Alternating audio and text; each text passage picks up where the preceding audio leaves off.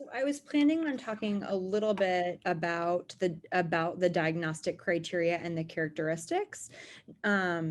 Certainly you're familiar with those things, but I think more so to really help folks understand the characterization of autism spectrum disorder and really the heterogeneity of the disorder, which I think not a lot of folks really understand. And then talking about these different domains of support. And so I'm super interested in Canada, actually, kind of how healthcare dissemination and educational support might be structured a little bit differently. So I could probably learn just as much from you today as you hopefully will learn from me.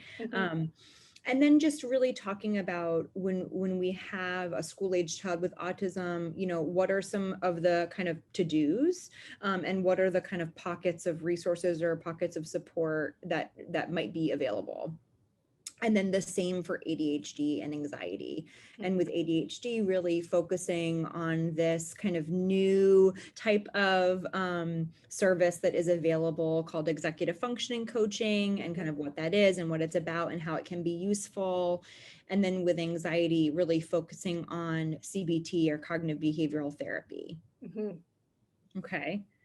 So I will just go, but like I said, just stop me and we can totally take this in a completely different direction. The floor is literally yours.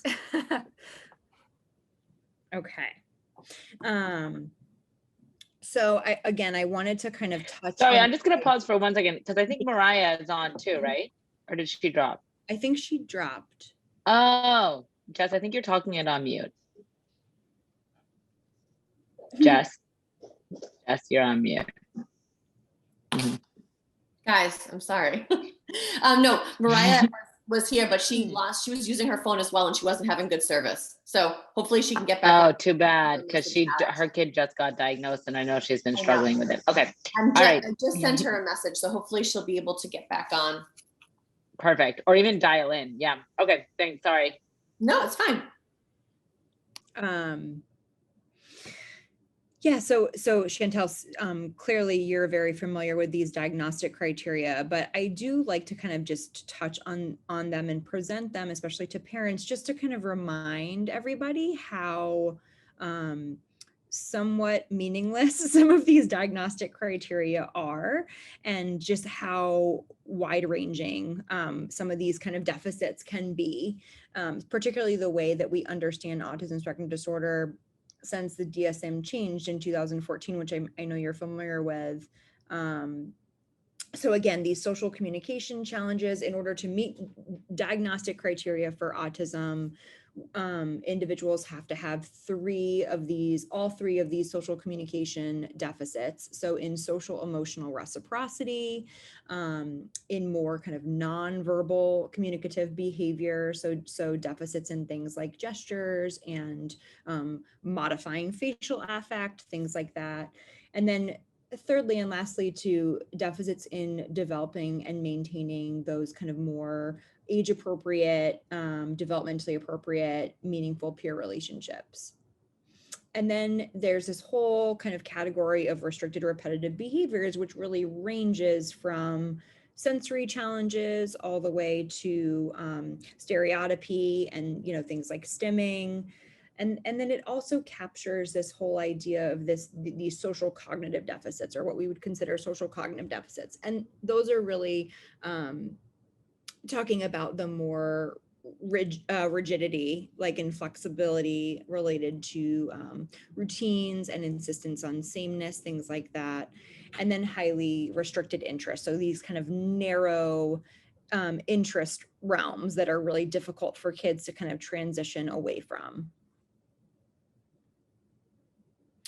And so I wanted to kind of bring in a little bit of the newest research that was just published in 2020, again, just to really think about care and equity with regard to autism spectrum disorder services. Again, these are the 11 US-based ADDM sites. And so this is data that was from 2016, but was just published last year.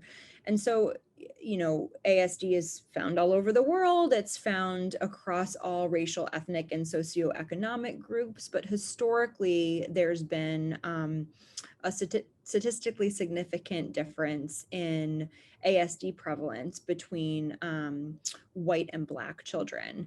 And so that, just as of last year, that statistical significance has actually gone away. So what that really means, hopefully, is that we're kind of doing really good work and leaning towards more equitable assessment and access to those early interventions. However, Black children continue to be less likely to be diagnosed by 36 months. So as you know, and I'd love to hear a little bit about your experience with this, but you know, what the research really tells us is that outcomes can really be maximized, particularly for these kind of lower functioning individuals. And we'll talk about that phrase too, if you want,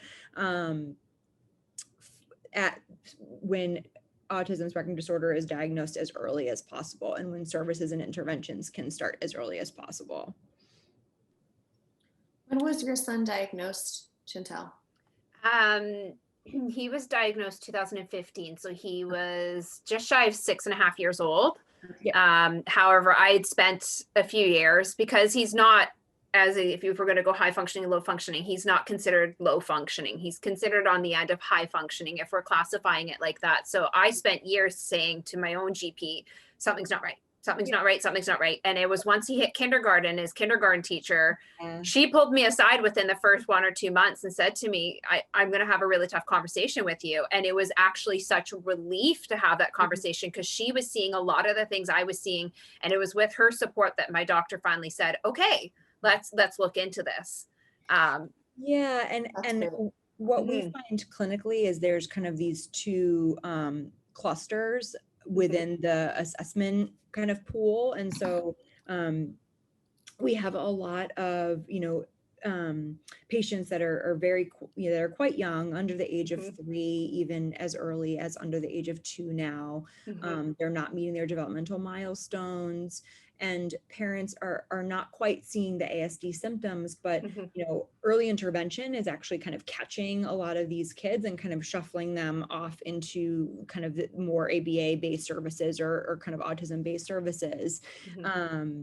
And then we get this other kind of cluster, it sounds like Liam, who, you know, don't have those really significant global delays, and, you know, probably did very well up until school. And then with the social demands of school being just so high, that's when their struggles looked a little bit more kind of pronounced. Yeah.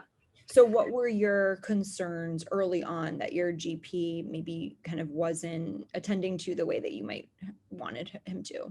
Liam did have some speech language issues that I noticed at home, but I always made it a really clear point to try to help correct him. So repetitively, I was helping him along in the background. So there was that. Liam has some interoception issues. So I mean, I started potty training him at 2 years of age, and he was not, and still has accidents at almost 12 daytime accidents. But we would not say that he was technically potty trained until he was about 8.5 years old. And that was with some really, really significant intervention from a behavioral consultant and many specialists on board. But I mean, at almost 4, my doctor kept saying to me, he's a boy, they take longer. Yeah. So things like that. But, and I was noticing him at home, his social skills, I noticed that he wasn't able to maintain the same kind of peer relationships that I was seeing other kids in his daycare maintain, or some of the outbursts that he would have of things. Again, I call them his preferred activities, but his very hyper-focused on specific activities, I was noticing those. So there's a number of things that I felt were something of concern to me as a mother, but that just didn't seem to click with my GP at the time. And it was once he got into the school environment that the teacher really kind of backed me up on a lot of those, and she brought forward some of her similars. So I guess it kind of pushed that, just from me being that mom, to it being multiple people in Liam's community that were starting to recognize these issues. So that really pushed us along. And once we got to our pediatrician, who's still our pediatrician now, within the first appointment, she's like, yeah, I see exactly what you're saying. So it was like, once we got to that level of someone recognizing the signs that I was putting out there, that it really clicked for us, and the ball got rolling really quickly from there. Yeah.